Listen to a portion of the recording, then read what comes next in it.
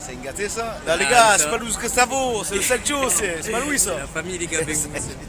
Allez loin, man, les gars, allez loin, man. C'est vraiment un bon, mon frère. Souple, là, mon champion, tranquille. Meilleure chaîne YouTube 2024 à suivre les gars. Touche pas à mon stade et touche pas à mon sahab, surtout les gars. Voilà, tiens, bon. Non, mais la relève hein. Ouais. Pour C'est l'OM. beau, les gars, voilà. Vitigny, on n'en peut plus de Vitigny. Vitigny nul, Jvonic.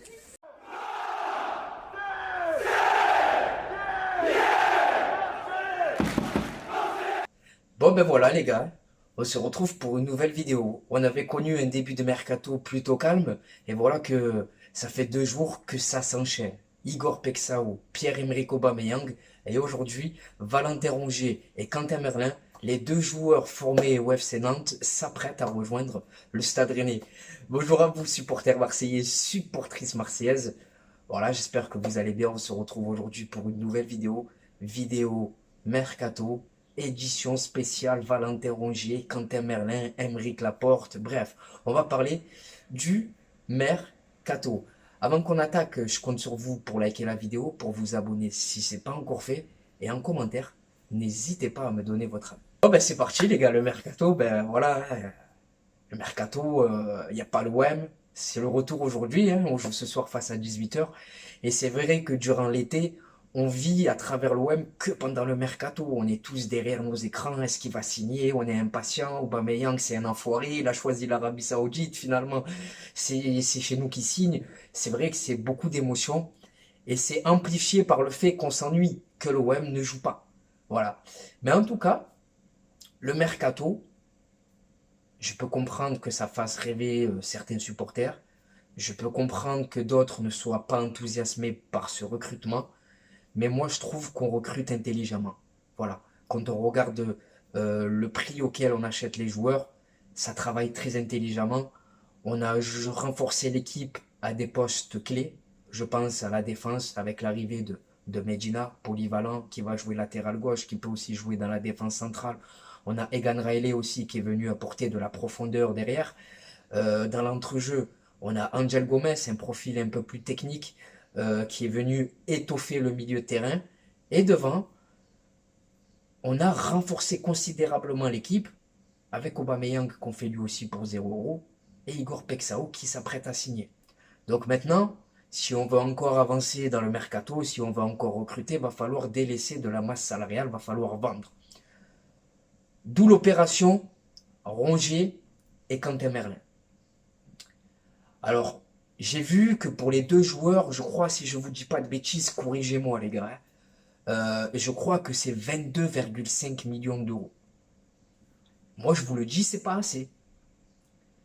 Moi, je vous le dis, les gars, je pense qu'on aurait pu gratter un billet en plus. Mais dans l'histoire, Valentin Rongier, ben les gars, j'en veux pas à l'OM. J'en veux pas à l'OM. Parce qu'il ne faut pas oublier que c'est Valentin Rongier qui a refusé l'offre de prolongation qu'on lui a proposée. J'en veux pas à l'OM non plus parce que le projet, les gars, il est en train de passer dans une toute autre dimension. On a vu arriver des joueurs comme Benasser, Hojberg, Adrien Rabiot. En tout cas, dans cette histoire, je trouve que les 2 parties sont perdants. Voilà. L'OM et Rongier sont perdants. Rongier est perdant car il ne trouvera pas mieux que l'OM. Voilà. Un endroit où il s'est senti aimé, où il s'est épanoui, où il a été capitaine. Et l'OM aura du mal à remplacer Valentin Rongier. Un joueur, certes, c'est pas Rabiot, mais qui peut être très utile et qui est très intelligent tactiquement. Donc pour moi, les gars, l'OM est perdant, Rongier est perdant. Nous vient maintenant le cas Quentin Merlin. Quentin Merlin, moi je me souviens que Rennes était quand même un peu gourmand pour Truffert. Donc il fallait, j'estime il fallait leur rendre l'appareil. Tu me vends Truffert pas à moins de 25, ben je te vends pas Merlin à moins de 20. En tout cas, c'est une bonne chose qu'il parte, parce qu'il n'a pas progressé depuis son arrivée au club. Voilà, moi je vous le dis, hein, Quentin Merlin, à son arrivée au FC Nantes et maintenant, c'est le même joueur. Il n'a pas progressé tactiquement, techniquement, offensivement dans les 30 derniers mètres, c'est très très faible. Ça centre jamais dans la bonne zone. Ça prend pas les bons choix. Par contre, c'est un joueur qui court. Sur son couloir gauche, beaucoup d'activité, mais très peu de lucidité. Donc ce départ, c'est une bonne chose. Voilà. C'était inéluctable. Maintenant, il y a Ulysse Garcia. Ulysse Garcia pour la Ligue 1, je me dis ça va. Mais par contre, si Medina il est blessé ou suspendu en Ligue des Champions, Ulysse Garcia, les gars, j'ai peur. Hein. J'ai vraiment peur. Hein. Donc je pense qu'il faudra peut-être recruter encore un latéral à gauche et il faudra un latéral aussi à droite qui devrait être normalement Timothy Weah. Maintenant, on a le cas Aymeric Laporte. Alors, Aymeric Laporte, c'est vrai que en fin de championnat dernier, ça avait l'air quand même assez chaud. Les journalistes, je me rappelle, hein, encore une fois, corrigez-moi, hein, les journalistes, ils disaient que c'était fait, qu'il allait être libéré de son contrat. Et on n'a plus eu de signe de vie. Donc, Laporte, je pense que c'est lui la priorité.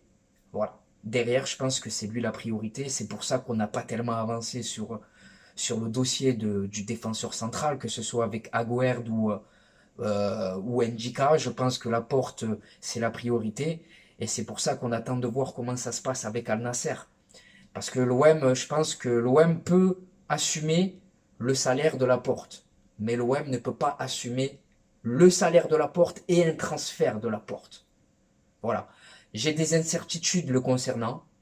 À quel niveau tu vas le retrouver et dans quel état physique surtout. Mais en tout cas, Aymeric Laporte, les gars, à 100% de ses moyens, c'est un joueur qui ferait passer le secteur défensif dans une toute autre dimension. Très grosse expérience internationale, champion d'Europe avec l'Espagne, champion, il a gagné la Ligue des Champions, il a gagné la Ligue des Nations, champion d'Angleterre. Bref, c'est une expérience qui n'est pas négligeable à l'heure où l'OM on retrouve la Ligue des Champions et tu as besoin de garantie, surtout derrière. Tu as besoin de certitude et un Laporte à 100% de ses moyens, c'est un Laporte qui ferait franchir un cap à l'OM dans le secteur défensif. Donc voilà, moi je pense que c'est la priorité et qu'on attend de voir s'il va être libéré. Voilà. Mais l'équipe, notre équipe l'année prochaine, voilà, elle sera attendue au tournant en Ligue 1. Toutes les équipes vont nous attendre. En Ligue des Champions, ça va être compliqué parce que voilà, c'est la Ligue des Champions, c'est le niveau le plus élevé. Et il y aura aussi beaucoup d'attentes chez nous, supporters. On attendra beaucoup des joueurs, donc ça sera la saison de la confirmation pour les joueurs, mais aussi pour Roberto De Zerbi. Hein.